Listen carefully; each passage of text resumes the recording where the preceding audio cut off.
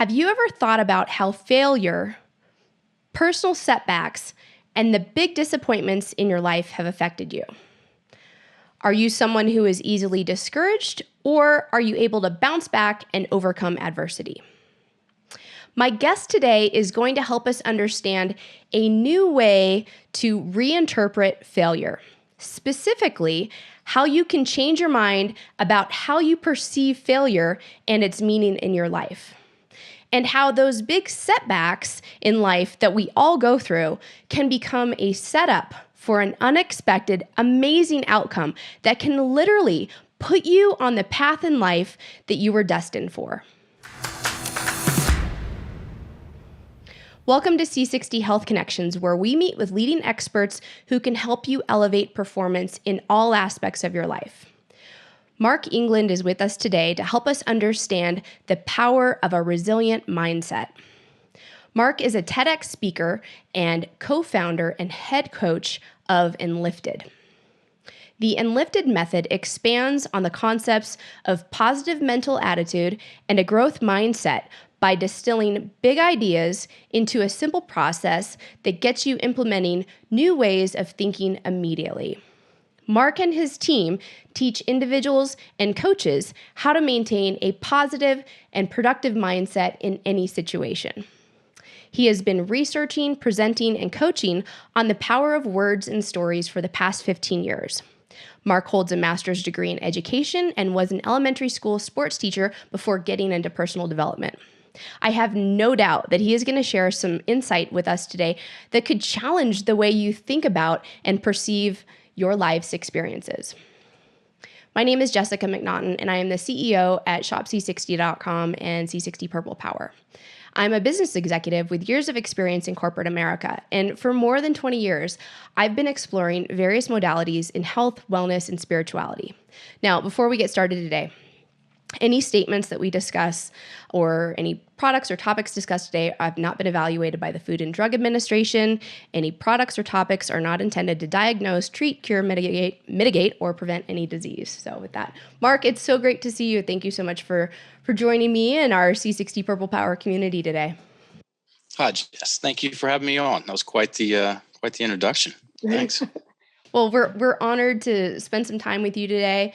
Could you just start off by sharing a little bit about your personal journey with our audience so they can come familiarized with how you were able to change your own perception around failure? Happy to. I thought I was a tough guy in college. So I wrestled in high school and got into jiu-jitsu in college. First class I took in 1996, pretty early days.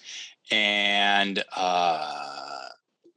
from there, got into MMA, kickboxing, competed, had a handful of MMA fights, won a couple of state kickboxing titles, and yeah, decided to move over to Thailand in 2002. So the story, the plan was to go over there for a year, polish up my Thai boxing skills, and come back, go pro. That totally didn't happen. What happened instead is 6 months into that 1 year journey, which turned into 10, actually. I lived over in Thailand for a decade, which still sounds strange to say. And was a major part of me getting into the language game, as we affectionately and unofficially call it. So 6 months into my year trip over there, I'm on the operating table having my second knee surgery. And the doctor said, I remember very clearly, your career as a fighter is over. You could become a very good swimmer.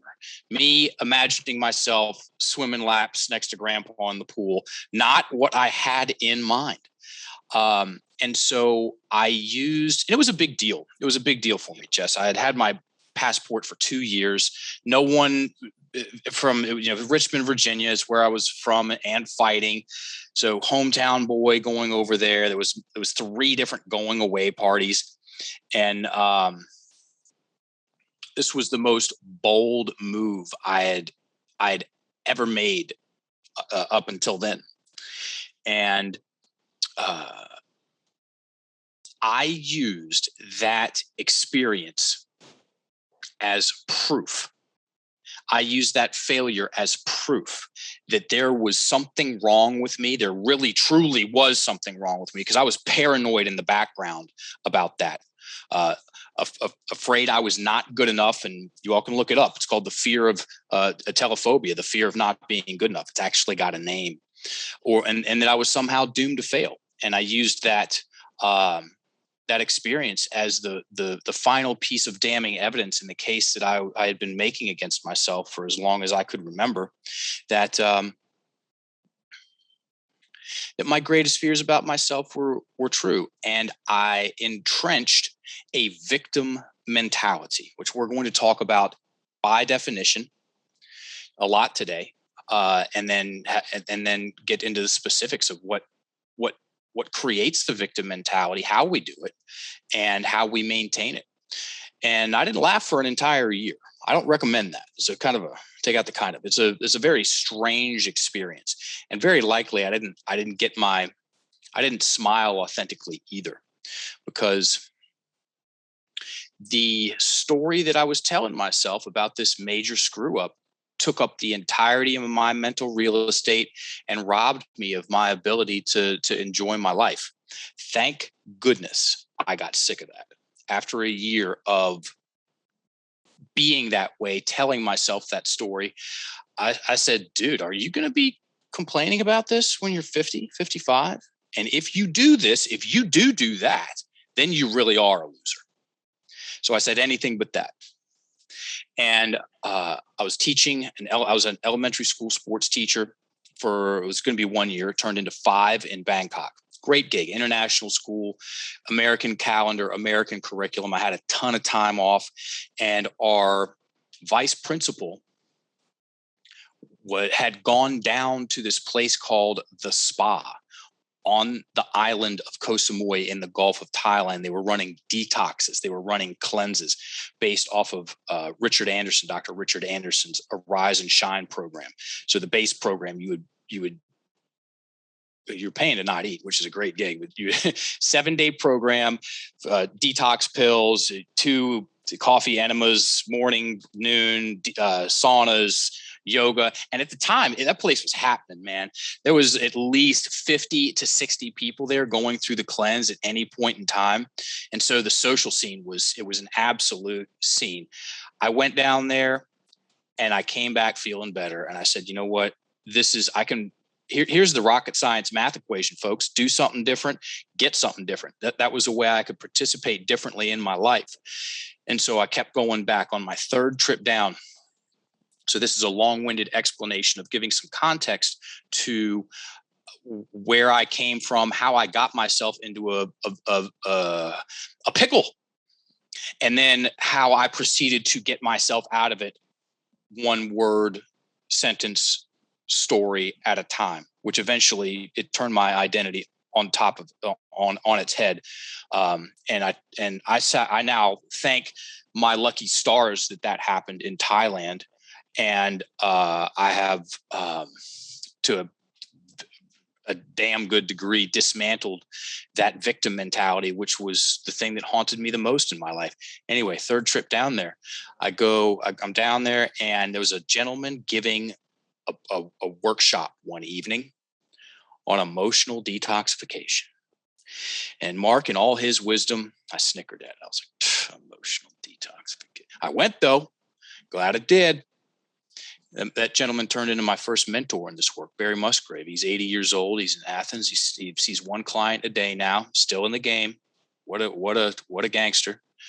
And he talked about words, and he talked about stories, and he talked about identity, and he talked about breathing. And then he said, hey, is there anyone who's struggling with a story right now? Or is anyone struggling? And this woman just shot her hand right up.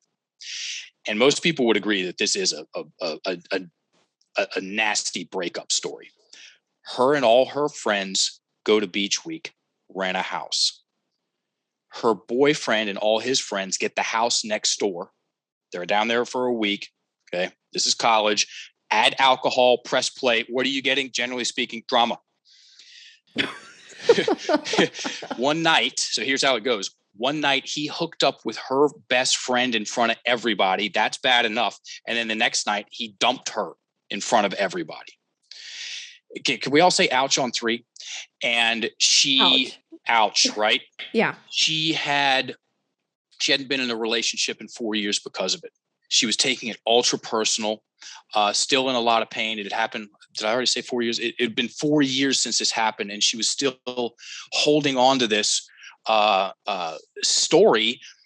And there was some language play at work, which there is in all stories. So he had her play it through the story of the breakup 3 times. First time, he just let her go.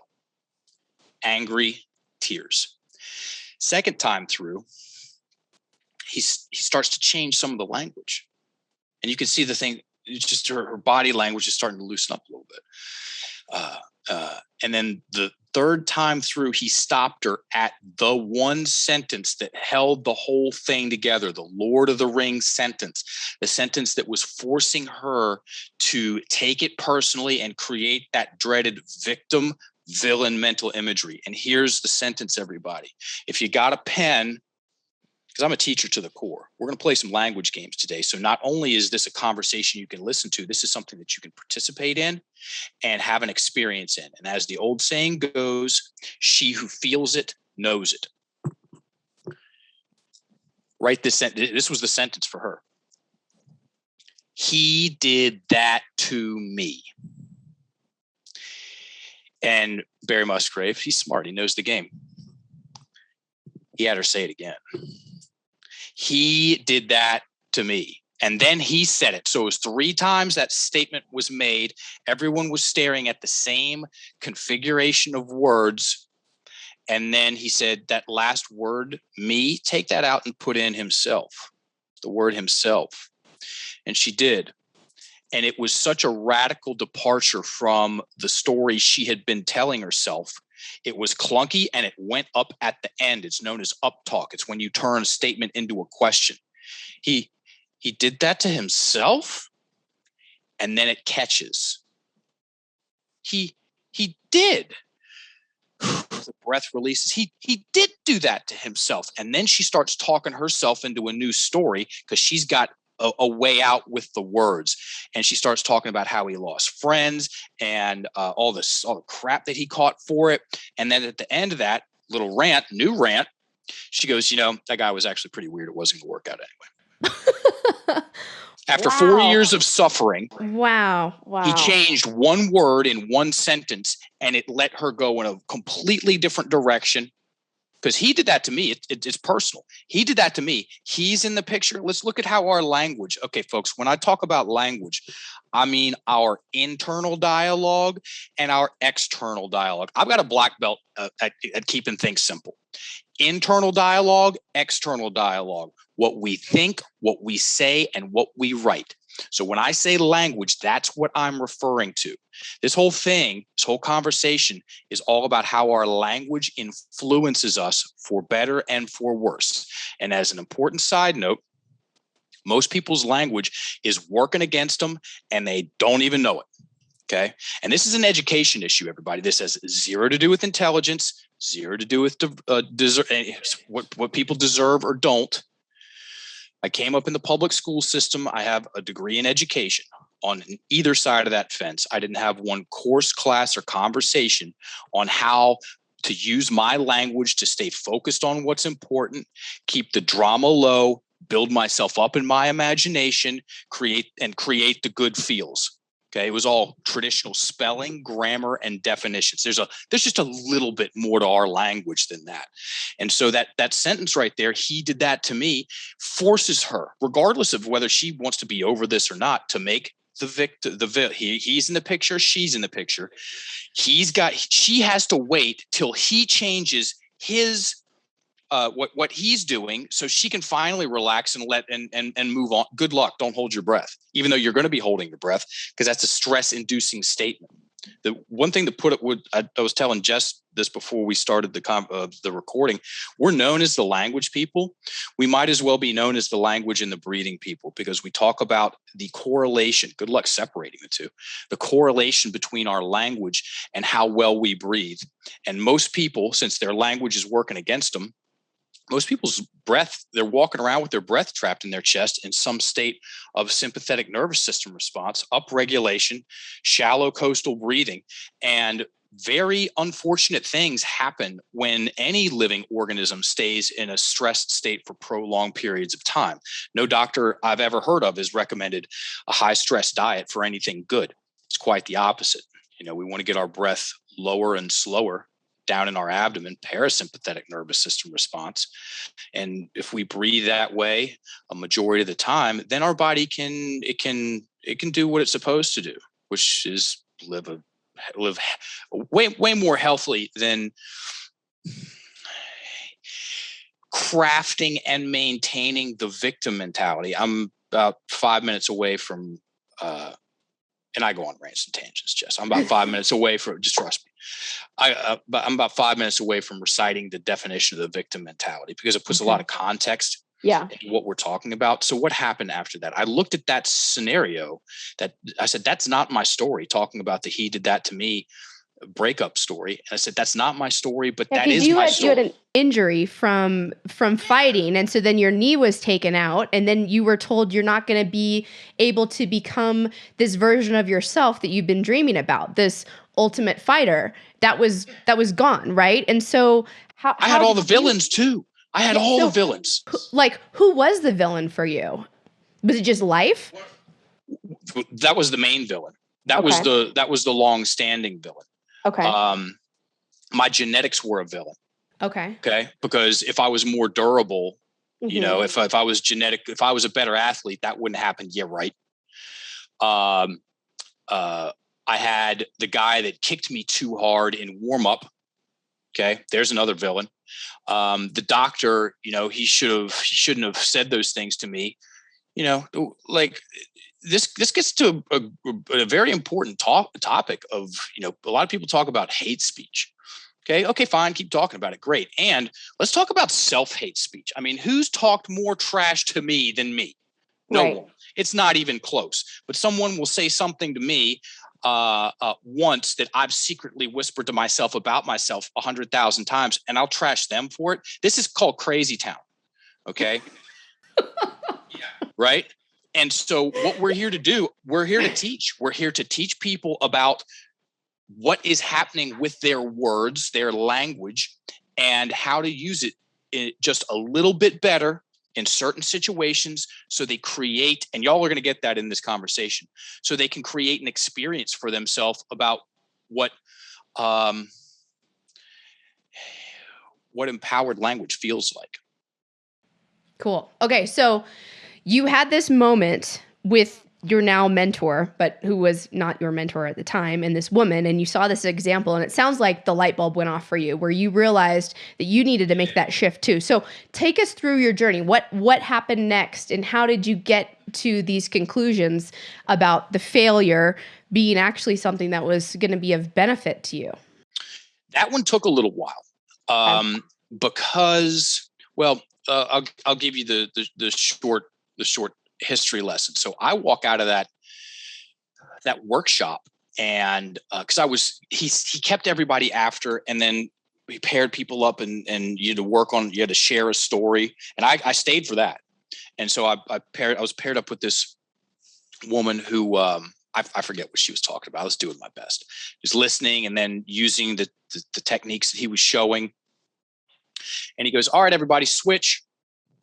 And I looked at her and I said, "I'm out of here."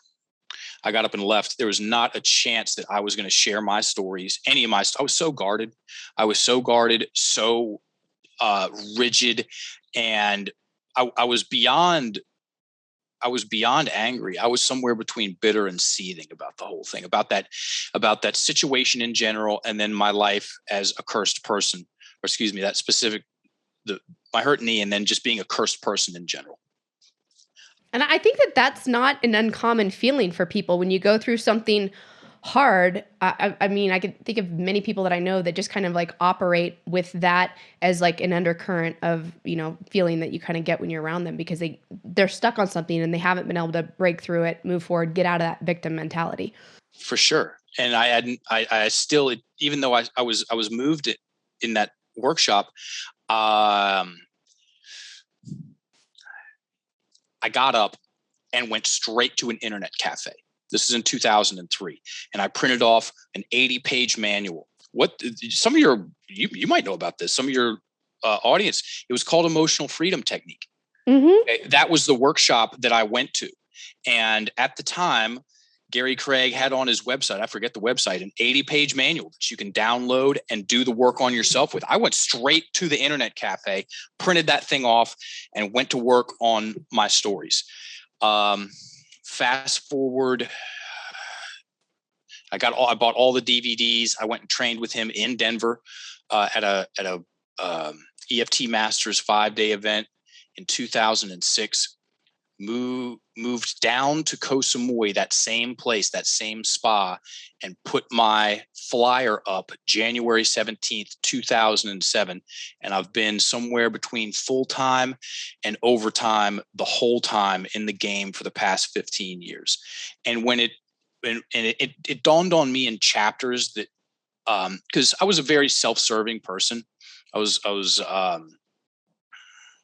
when I was fighting, it was all about me. It was all about my fights, and I loved the reputation that came with it, all the things. And I was a very selfish person in that sense. I wasn't adding anything to any community that I was in.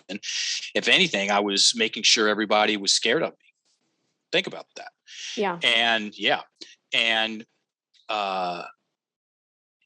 today we have graduated 230 level 1 certified Enlifted coaches.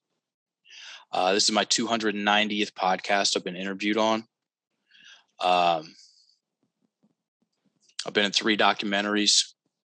But it's the coaches that really, it's the coaching community that really does it for us. So looking at that, like I said, I meant it when I said it at the beginning. I'm a teacher to the core. I get to teach something that helped me get myself out of a very, very stuck, very dark place with that particular story. And then a bunch of other stories too. Because guess what? The same language patterns apply. That guy shouldn't have kicked me so hard. He did that to me. It's the same thing.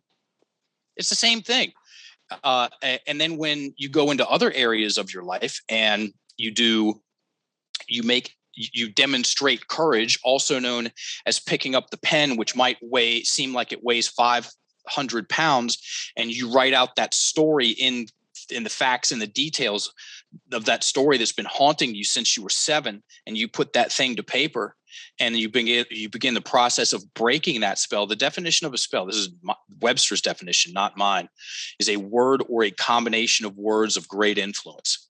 And the story of the time your parents sat you down and told you they were getting a divorce when you were 9 years old, and your world went from flat to round, and those feelings and emotions of being out of control, and that it was somehow your fault because if you were a better kid, you could have somehow held the family together. Yeah, right. Once again, and then so you start taking on the responsibility of everything and everyone, trying to fix things, overcompensating for it, because these things ripple out from our childhood into our adult life. When you pick up the pen and you write that story out, and you go through a process of going from still being in the story, because a story kept in your head, you're in the story, it's in you.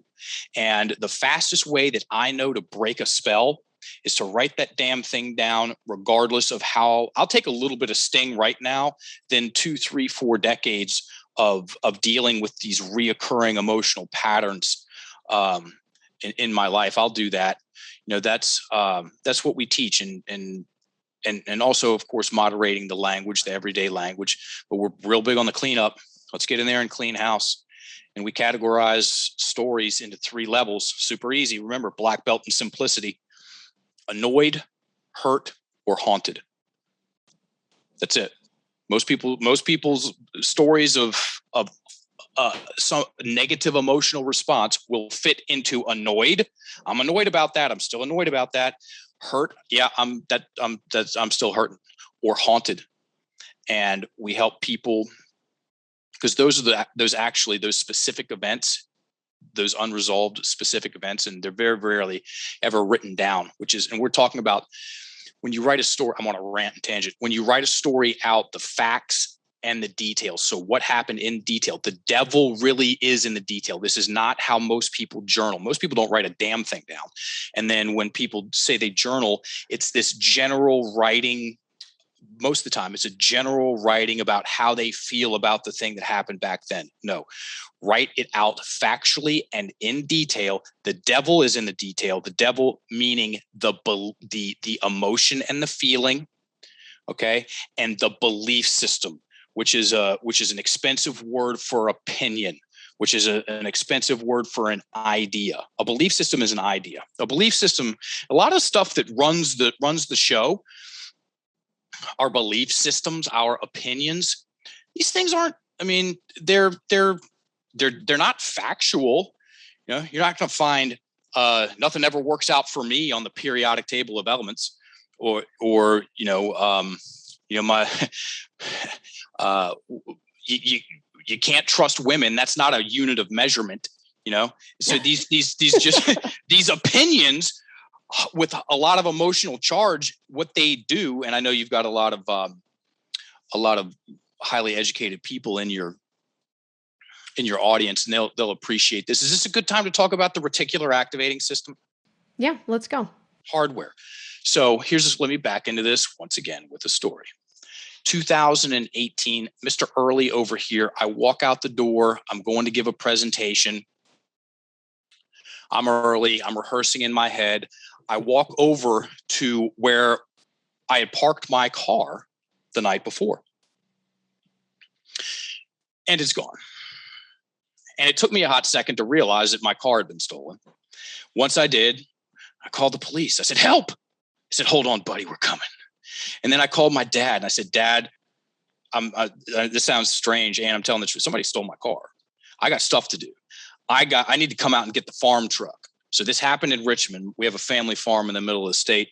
I drive out, a friend takes me out, and I pick up one of my father's prized possessions, a 1985 Ford F-150, 2 tones of brown, bought it brand new off the showroom floor, brown and browner. That's what we call it. Still mint condition. Hangs out at the farm underneath a canopy. And I drove brown and browner into Richmond. And within 24 hours, most people have had this experience, Jess, by the way, I bet you have. Within 24 hours, I start seeing 1985-ish Ford F-150s basically all over the place. I saw 3 in 2 city blocks. You ever had that experience? You buy a car and then Absolutely. What's the model? What was the model of the car? That I've purchased? Yeah. And then you started seeing all over the Oh, well, I've had many cars in my life, but yeah, absolutely. And especially like if you covet a car or you want a car or you're imagining driving like your dream car, like you'll notice them all over. Or I've even had the experience if somebody that I don't like drives a particular car, I'll see that car all over too, which is really annoying, especially if it's an ugly car. It's like I said, most of the time it's going to happen for every single car you buy. Yeah. So I'm like, what is going on here? So what was going on here, folks? It's a reticular activating system, or RAS for short. This is a piece of hardware in our brain, and it is absolutely majorly involved in the things that we continue to see, okay, and also the things we continue to miss. So once something gets deemed important, as in we focus on it, and especially if we emotionalize over it, the reticular activating system comes along and says, okay, cool. I'm going to go find more of this thing. And it's impartial. It works for the good stuff just as well as it does for the bad stuff. I've noticed that. Right? Yes. Right? Yes. I'm going to find more of this thing. And so in this case, it was going after 1985-ish Ford F-150s. And while it was finding those, it was editing out anything that was not that. So red Beetles, blue Oldsmobiles, I wasn't seeing any of those. This is confirmation bias, folks. The reticular activating system is involved in that phenomenon. And so it has a search function and an edit function. And this is one of the most well-studied and famous social psychological studies. I hope I said that right. It's called the invisible gorilla study. You ever heard of that? No, tell me about it. This is cool. You can go on YouTube and see the original video. So in the late 1990s, two social psychologists took seven college kids, dressed three of them up in white, three of them up in black, and one of them in a gorilla costume. And they made a 1-minute video. The white team got 2 basketballs. The black team got 2 basketballs. White team had to pass the balls back and forth to each other instead of the black team. 30 seconds in this thing that was going on, the student in the gorilla costume walks in the middle of that, looks at the camera, beats his chest, and walks out. That was the video. Then they show this video to tens. They wrote a book about this. It's called The Invisible Gorilla. They showed that video to tens of thousands of students, and they directed their attention. They gave them something to focus on. The people that write the news know about this. They gave them something to focus on, as in count how many times the white team passed the basketballs back and forth. Okay. Correct answer is 15. Spoiler alert. After they ask them that, then they go, hey, by the way, did you happen to see the gorilla? 50% of people edit out something so seemingly obvious as a gorilla because they negation acknowledge they weren't looking for it. So the question is, drum roll question is, does the reticular activating system, Jess, is it only influenced by 1985-ish Ford F-150s and college students in gorilla costumes, or is our language influencing our reticular activating system? Wow, what an interesting concept. You still have your pen? I bet you do. Yep, I'm writing down. I'm tracking. And you know what? I have seen that video, actually. Now that you told me that story, I'm like, yes, I do remember seeing that in college. Right? Yes. So everybody, if you got a pen and paper, write this down. We're about to play a language game, about to play a one-word game. Write this sentence down, please, Jess. How can I ever get over this? How can I ever get over this? So there's 2 steps to this, folks. And please, if you want to make Mark England even happier, turn around and share this stuff. These language games are designed to be simple and effective in creating a feeling of an experience for people in the feels of what happens when they change some words. And they're also designed to be uber shareable. So you can turn around and share them with a friend, a colleague, a team member. You're on a Facebook page, just to use it. Okay. So the first step is write it, have her read it. So read that out loud, please, Jess. How can I ever get over this? Perfect. And then we ask about the feels. How does it feel to say that? How does it feel? Yeah. What kind of feels does it create? I'm curious. I'm interested.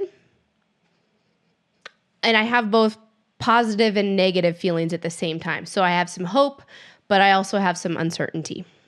Hope and uncertainty. Everybody hear that? So that's step 1, rocket science. Okay. Write it, read it, ask about the feels. Okay. And then we take our pen, also known as our magic wand, and we scratch out one word. Scratch out the word ever, Jess. Okay. Now read it. How can I get over this? Any difference between those 2 sentences as far as the feels are concerned? It feels like the path to get over it is shorter with now that I've removed the word ever. The energy is maybe it feels like it's not that big of a deal anymore because I've removed that one word. Most people are, let's give ourselves benefit of the doubt. 999 people out of 1,000 are going to have a better experience with that second sentence. So in the context of this experience, this language game, the word ever falls under the language, the umbrella of pressure language. I put the ever in there.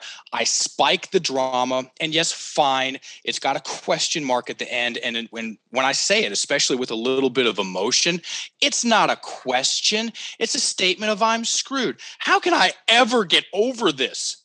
So it's a presupposition. If you want to get techie about it, it's a presupposition. It presupposes there's no way I can get over this. So the RAS, remember that, goes, okay, no way out, fine. I'm not looking for any way out.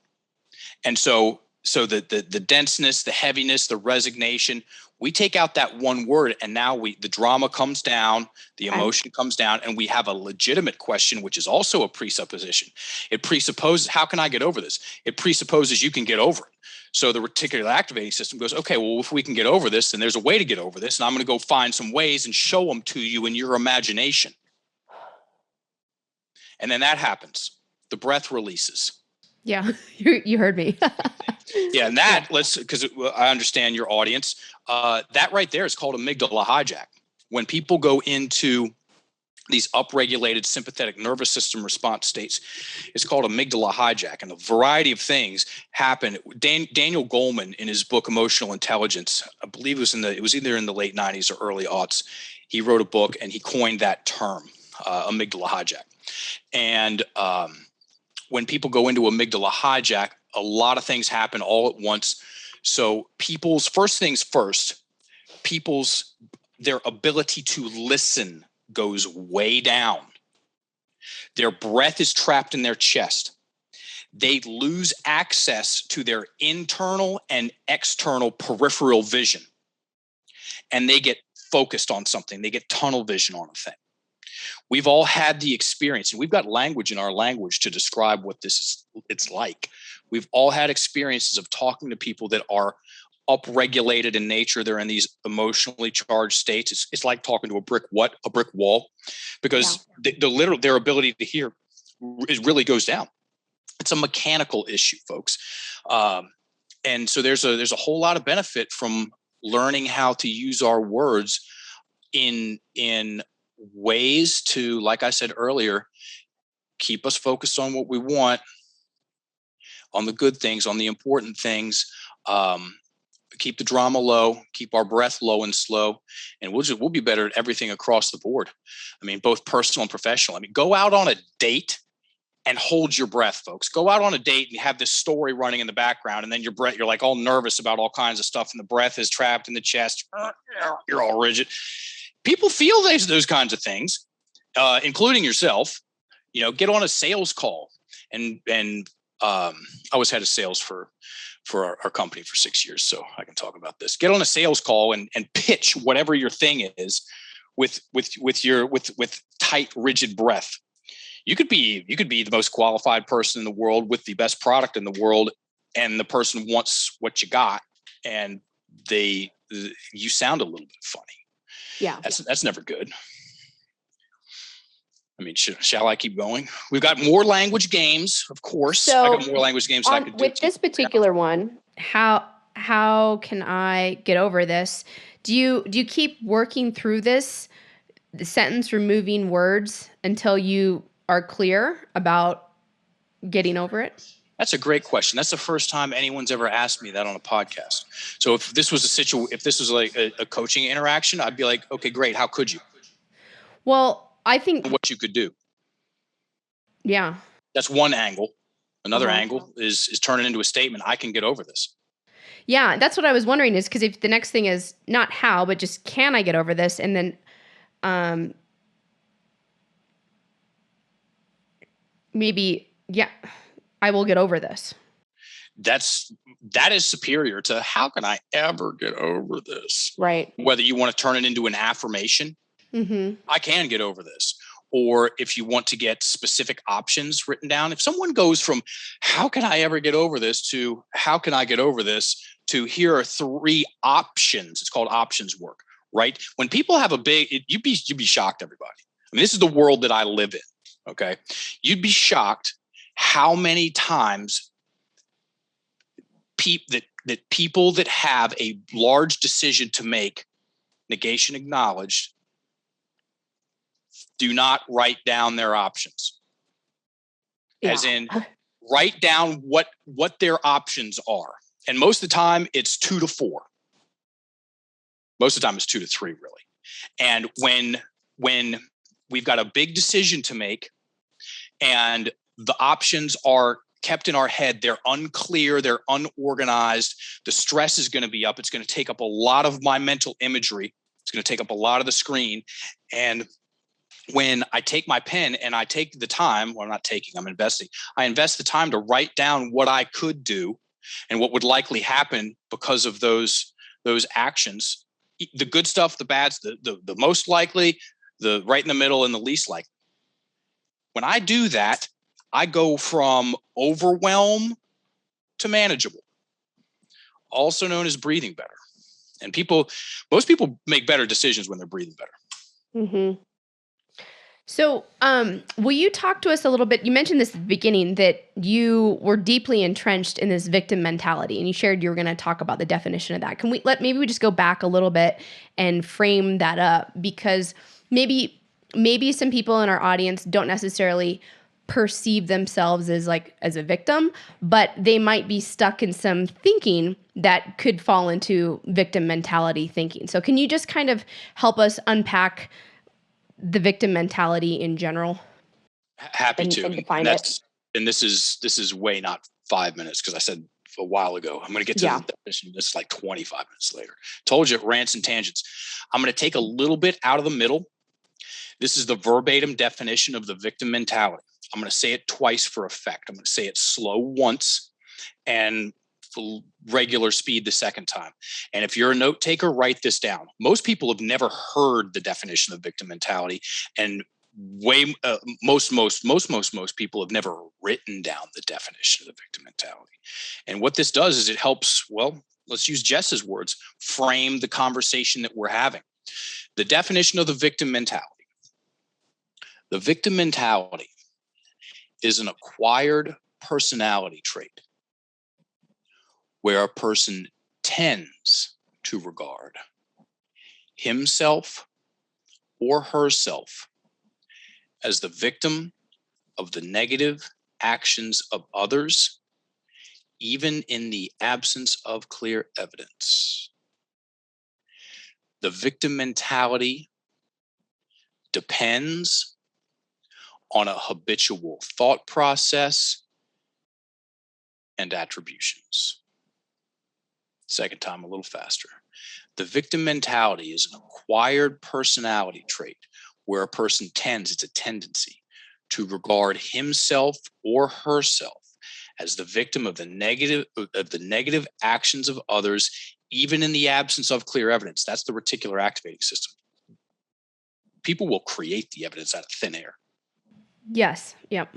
The second sentence, right between the eyes, right where it belongs. The victim mentality depends, as in it has to have a habitual thought process and attributions.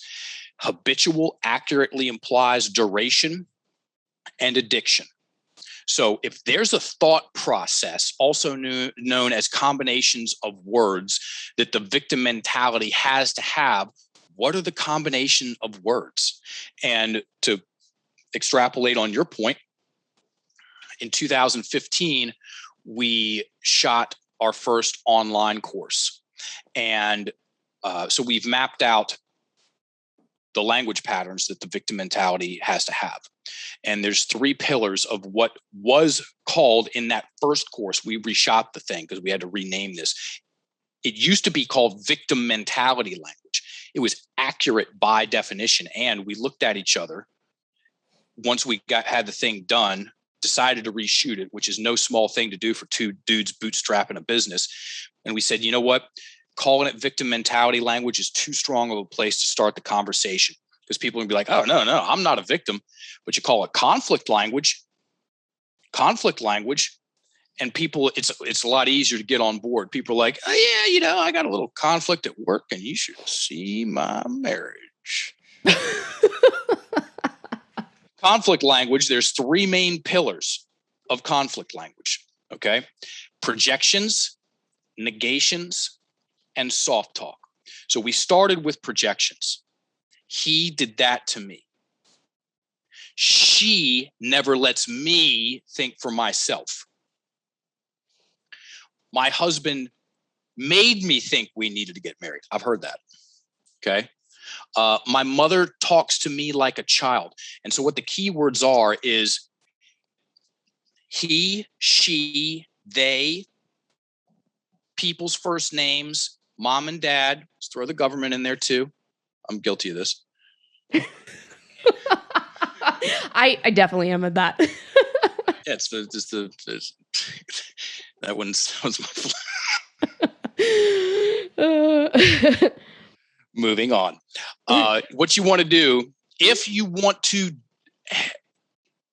we've had so many people, clients, students say, that woman, she could have said, I've never thought about it that way before. When she went from he did that to me, I've never thought about it that way before. You know how many times I've heard people say that? And you know what my canned response is?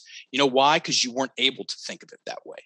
Those words forced you to think of it in a certain way. And when you take out mom always talks down to me. And you go from take out mom, and shout out to Byron Katie, because she's the grandmother. She's at the top of the mountain.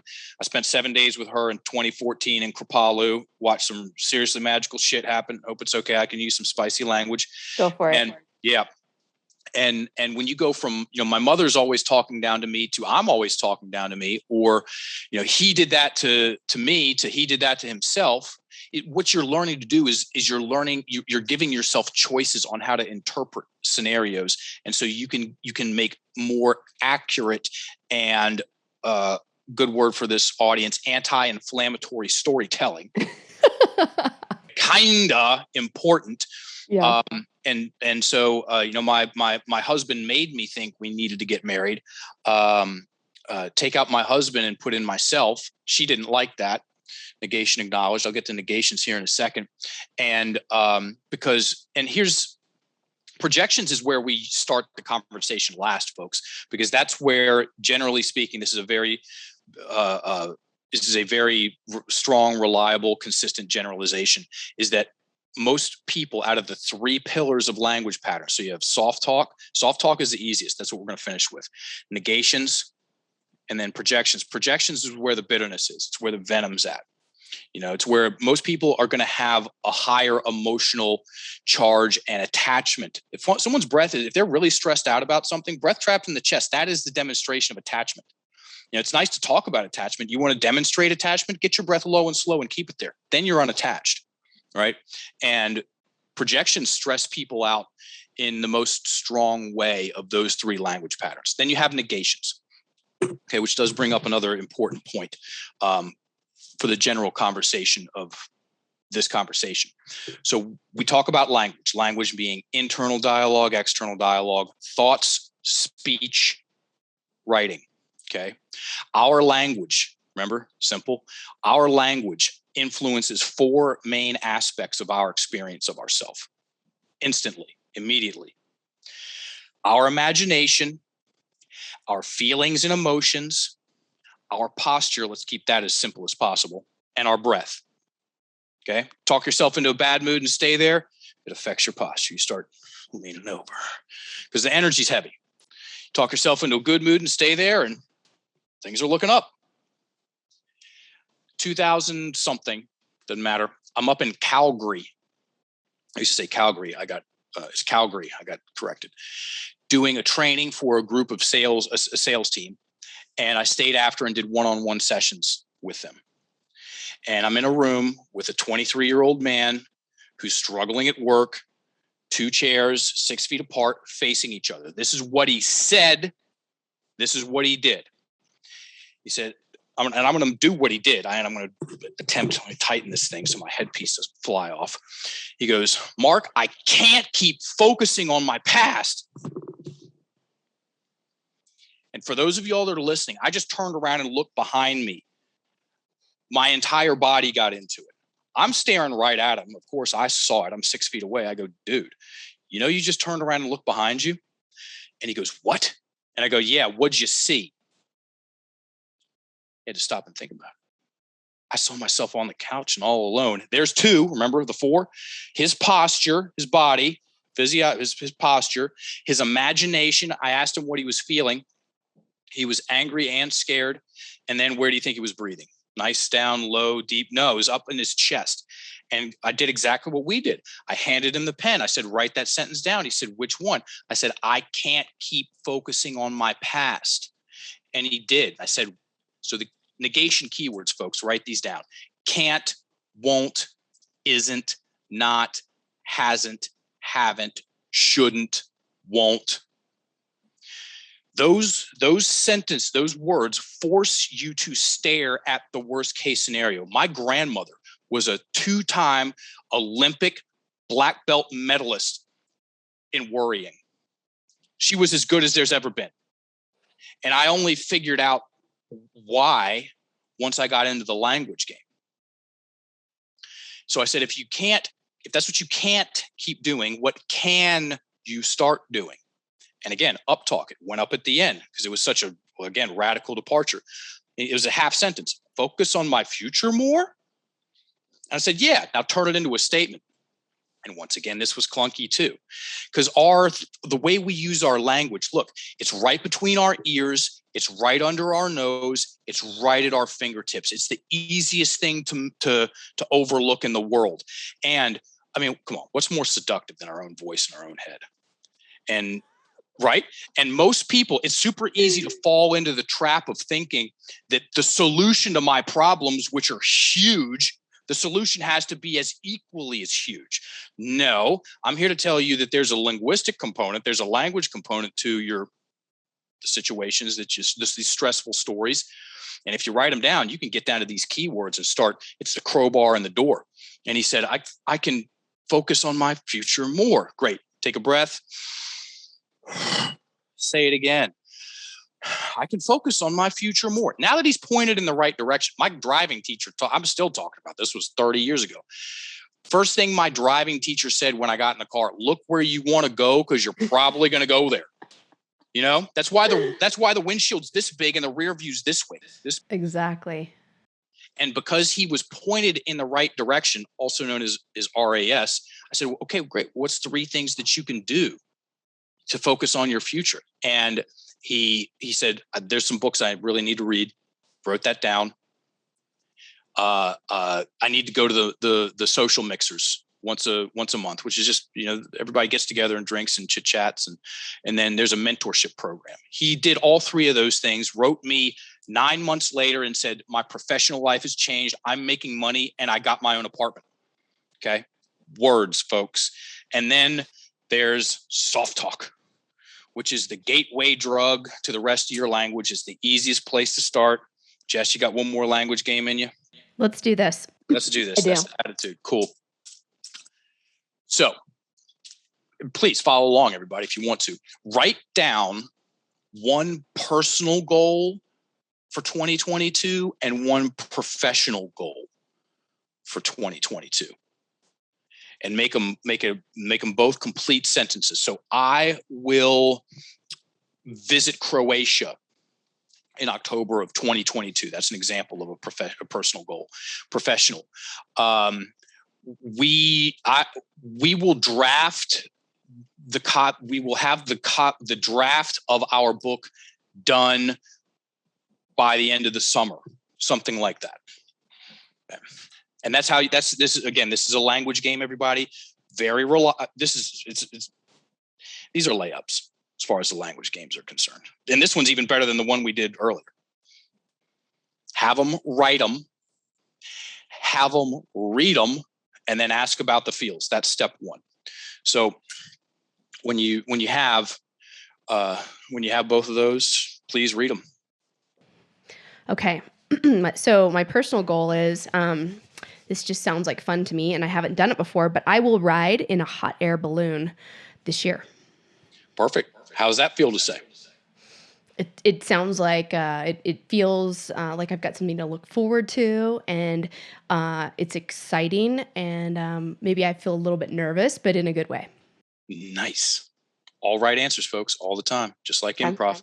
And what's the professional goal? Well, I've got 2 books that I've been working on, so I feel like you might have, like, just tapped into my field or read my mind or something. We had a little mind meld. So, I will have for the first book, I will have the draft completed by the end of September 2022. Wonderful. How's that feel to say? Well, now that I've acknowledged it to the world, I feel like I've got a little bit of pressure to get it done. So, but I wrote it down and I've had it written down, and now I know I'm gonna get closer to it. And now that I've told all of you about it, I need to do it. Cool. Very cool. That right there, that was step 1. Step 2, read that first one again. I will ride in a hot air balloon sometime this year. Wonderful. So that first language game, everybody, we took one word out. We're putting one Okay. word in here. Put the word maybe in there anywhere. Maybe I will ride in a hot air balloon this year. How's that energy feel? I think that it might not happen because I just introduced some doubt, and I kind of gave myself Well, take out the kind of. Yeah, I think I just made it so I'm not going to go. Yeah, with one word. Whoops. That's wild. Yeah. It's super wild. This language game is known as soft goals, everybody. And for some giggles, I cussed twice. Usually it's a lot more. Read that second sentence. With the maybe in it? No. Okay. I will have my book completed, my book draft completed by the end of September 2022. Perfectly. Put a sort of somewhere in there. I will sort of have my book completed by the end of September 2022. Do you hear what happened? You put that word in, and then it goes to an up talk. It goes. Dun, My dun, voice was like, I was kind of asking a question. I wasn't making a statement. I wasn't certain or confident. And again, I think I introduced some doubt, uncertainty, maybe some fear, and made the entire thing completely ambiguous. Like I don't know what's going to happen next. Exactly. There's an art and science for us turning ourselves into jokes in our own mind, for us not taking ourselves seriously. There's an art and a science for us creating prolonged bouts of anxiety and indecision. One of my favorite quotes about indecision from Malamudi is I prefer the fear of a wrong decision to the terror of indecision. Oh, And I this love is that. That's good. It's hardcore. It's the right kind of hardcore. This is called soft talk, folks. And I guarantee you this is in your client's language. I guarantee you it's in yours too. And you can totally do something about it. So what we do is we do soft goals and then the soft talk challenge. Okay. So everybody take your pen. This is the last language exercise I've got for y'all today. Take your pen, clean sheet of paper. I want you to write 5 these words. I'm about to rattle off the 10 or so soft talk keywords. Write these words 5 times larger than you normally write, and then take that piece of paper and stick it up somewhere for 7 days. Remember the reticular activating system? The RAS is going to go, hey, why am I writing these things out 5 times larger than I normally write? And then it's also going to answer its own question because it doesn't matter. Just pay attention to them. So, first word, think. Maybe. Guess. I guess I'm drinking too much coffee. Take out the guess. You know you are. Sort of. Kind of. Like. Almost like. It's almost like I'm procrastinating. Possibly. Probably. Hopefully. One day. Be a 2-day person, people, not a 1-day person. One day, and try. And here's a Mark England promise. It'll take you about 3 months. If you cut your soft talk usage in half, you will double your confidence. And Cool. think about that, folks. You would double the confidence, your clients would double the confidence in whatever they're doing personally and professionally, maybe fixing themselves, healing themselves, anything. Person with double the confidence they had 3, 4, 5 months ago, that's a different person. What could you accomplish with double the confidence? What do you probably want would drop some victim talk, right? You'd just be done. For sure. You will become more solid in your speech, and you will get yourself you will make decisions more easily. Okay. And you will unlock your breath to a degree. You will sound different to yourself. You will sound different to other people. And we're here to help people own their speech, to become potent, powerful with their speech. And it comes down to how we use it.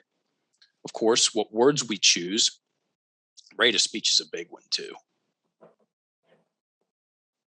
Slow down your rate of speech from time to time, folks. You're going to breathe more deeply.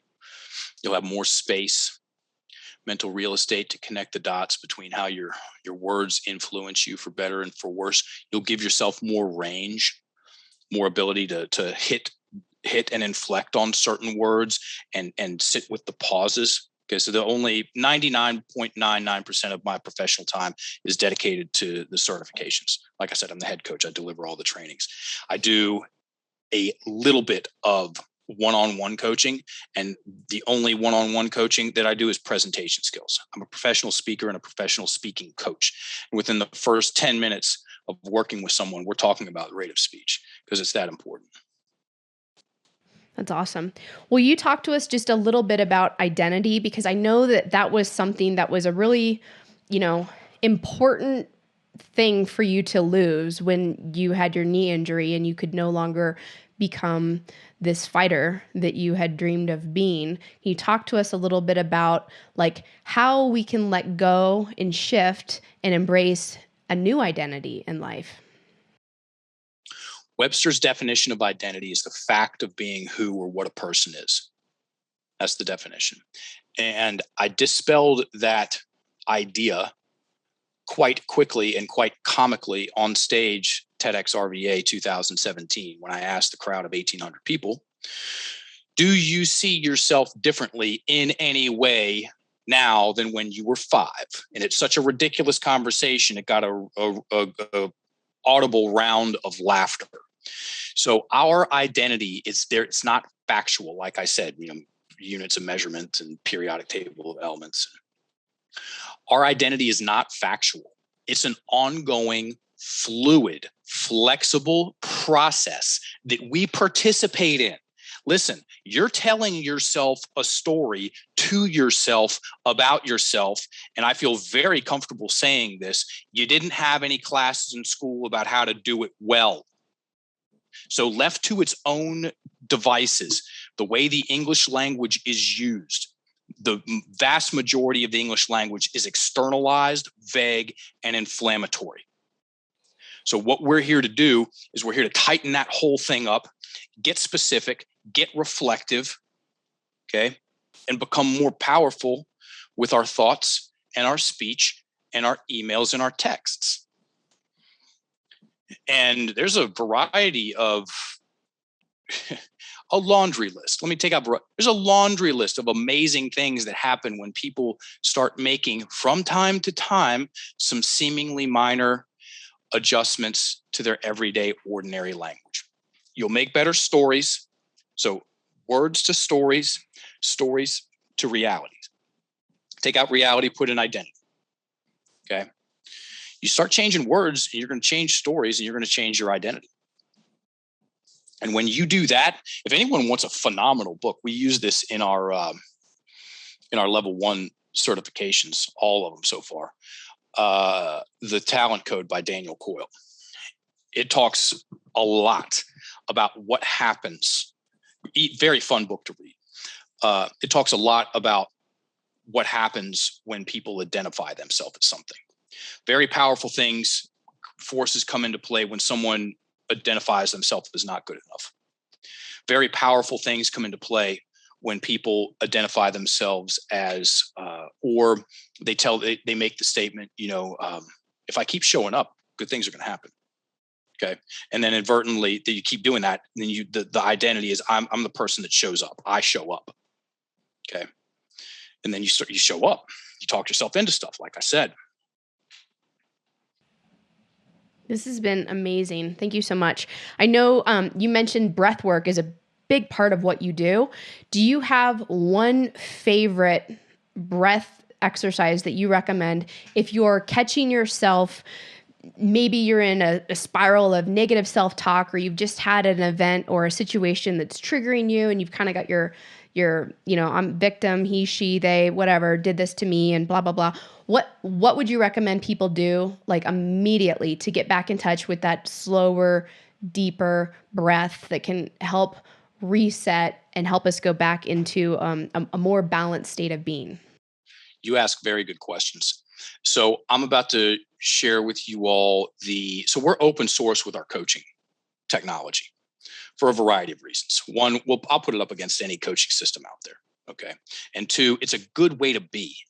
It's got the good juju to it. Here's what we do. We run a quarterly workshop for the public where we get on there, and it's done on a show and tell format. So I get on there, I say, hey, I'm Mark. Thanks for coming. Everybody start writing. And then I start coaching and teaching the whole way through, and we cover as much turf as possible. Okay. So I'm about to share with you all something called the 4-step process. I've used this tool, and it's the cornerstone, it's the capstone, it's the Swiss Army tool of the Enlifted Method. And I've used this on everything from procrastination to war crimes and torture and a variety of stressful stories, because it works on the mechanics of storytelling. We're about the how. There's a difference between why is someone talking themselves out of opportunity and how is someone talking themselves out of opportunity. The why is open to conjecture. Okay, very rarely you're going to get a practical, as in you can practice doing something differently, a practical answer from the why.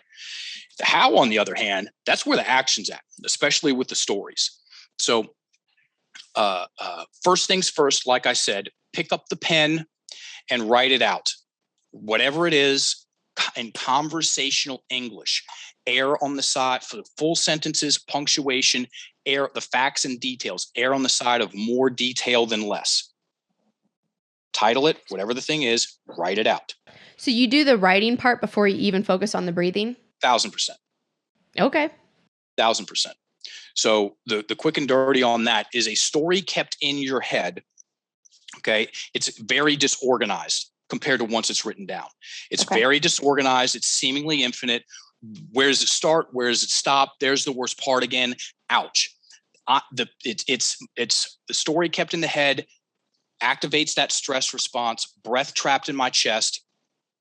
It takes up a lot of mental real estate, creates the heavy, dense feelings and energy, creates rigidity in the body. And most people, they're just story hoarders. Okay. Hoarding stories. And I know why. I mean, most people are doing their very best not to come in contact with these stories that annoy them or hurt them or haunt them. First things first, get it on paper. Now it is finite. There's a beginning word and there's an end word. Okay. And let's just say you and your client are now looking at the same configuration of words. There's no conjecture about that. Okay. And you're literally on the same page with your client. That's the first step. Second step, think down regulation, folks, when you're doing the second step. Read what you wrote. Read what they wrote. And ask them about their feelings after they're done. This is an important side note, which I'm going to shore up after I talk about the third and fourth step. Write this down, everybody. This is as valuable as anything I've said so far. Answers push, questions pull. Remember, mechanics. We're about the mechanics of storytelling. Answers push, questions pull. There's a big difference between a 1-800 I got all the right answers hotline coach and a coach that asks just good questions and they keep pulling this stuff out. Step one, title it, write it out. Step two, read it, ask them about their feels, just have them articulate it. Step three, same story, read it at 30% less of their normal rate of speech. So slow it down by 30%. It's the whole thing storytelling, by the way. When someone slows down their rate of speech, the breath begins to descend. As the breath descends, the feels come up. Let me give you a little visual representation here. Story kept in my head, breath in the chest, my face. Wherever I live, there I am. There it is. As the breath descends and we go through this down regulatory process, as the breath descends, the picture moves out. Your client, you liked it when I did that. Your client they're gonna create space and clarity, also known as breathing room, and they're gonna they're gonna go from subjective to objective, personal to impersonal. They're gonna change their mind on their own. This is heaven for coaches because you don't have to be smarter than your clients. I'm Mr. Simp, if I've got to outsmart all my clients, I'm in deep. So step one, title it, write it out. Step two, read it. Step three, read it slow. Step four, read it slow at each period. You stop and take a big inhalation. If we got 2 minutes, I'll show you what a step four looks like. Okay. Remember the divorce that happened when you were 9 still haunts you? Here's what it looks like. Externalized, written down, and aired out. My parents took my little sister and I into the kitchen.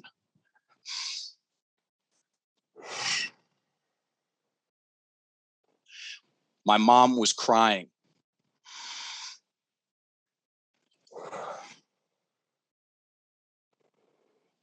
My dad was stoic as usual.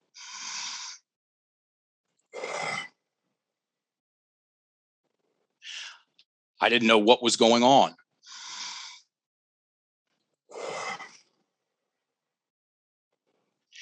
My dad said, your mother and I are getting a divorce.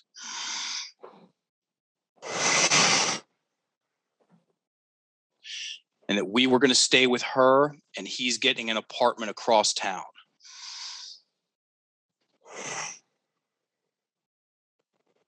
He said it wasn't our fault.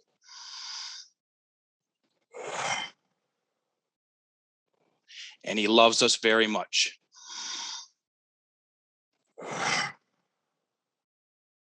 My little sister's under the table crying.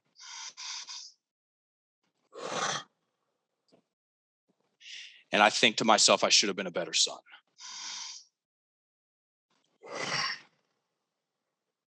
Side note, I've done more divorce stories than I could count. Side note, half the time people's divorce, and kids remember when they're sat down and told when it's going to happen. And half the time that happens in the kitchen. And there's a big difference between that story kept in someone's head the story will fight you, you will fight the story. And one that is written out and aired out. Because when you get the breath in there, you release the emotions and feelings, and then the belief systems, the opinions, the ideas, the meaning that was assigned to the story, that's embedded in that story, and the emotion is the glue, that dissipates. This is so powerful. Thank you so much, Mark, for sharing all of this wisdom and insight with us. I know this is really going to be an opportunity for people who are in our community who hear this to really shift the way that they're thinking, and will really support their ongoing journey to health and wellness, because there's all this connectivity between the mind and the body and the spirit. So if this message and your sharing today really resonates with people and they would like to work with you or with some of your coaches, can you please share with us what is the best way for people to connect with you and your team of coaches? And we're going to pop up all of your links and information here, as well as posting them in the show notes. Happy to. Two ways. So we have a podcast. It's called Get Enlifted, and it's all about coaching and the words and the stories. It's for coaches, by coaches, and it's about the language. And then our website, enlifted.me. That's all about the coaching certification. Cool. And then from there, if people don't necessarily want to be a coach, but they would like to be coached, are they able to connect with coaches on that platform? Great question. Message, go on Instagram, get a hold of a coach, an Enlifted coach, at Enlifted Athletes. And Kimberly, our community, well, she's not our community manager anymore. She's the host of the podcast. Extraordinary person. She runs that Instagram account, and she will put you in touch. We've got gangster coaches. She'll put you in touch with someone who's a great fit for you. Okay, amazing. Thank you so much for your time today. This has just been a really profound and wonderful and enlightening conversation. Before we go, do you have any parting final words of wisdom for our audience about what they might expect to go through as they let go of victim mentality and start to reinterpret the life failures that we've all gone through, or that have been particularly, challenging to get through? Any particular message that you'd like to share with people about, the benefit of going through this journey? There's a profound amount of benefit, also known as freedom and confidence. You can unlock that. And anyone that goes into their stories in this way, or in any, there's great systems out there, but one of them. Anyone that goes into their stories with the intent of cleaning house, okay, it's going to take some bravery, folks. Most people know somebody who can eat hot peppers. They can just eat them. Guy I met in Thailand, Brian Olson, this redhead dude from Boston, and he could just eat red hot peppers. So spooky. He's on a rock wall down in Kingston, Jamaica, chewing on a Scotch bonnet pepper, which is up there. And this Rastafari walks by and goes, "Pepper burns twice, boy." And if you have no idea what I'm talking about, go out and eat a spicy Thai dish and email me in 48 hours. Same thing with our stories. They burn going in and they burn coming out. So it takes a little bit of courage. I'll take that sting now than 20, 30 years of about myself and my existence. Thank you. I appreciate that you were closing this out with a little bit of humor. So thank you. I'll remember that the next time I have some Thai curry.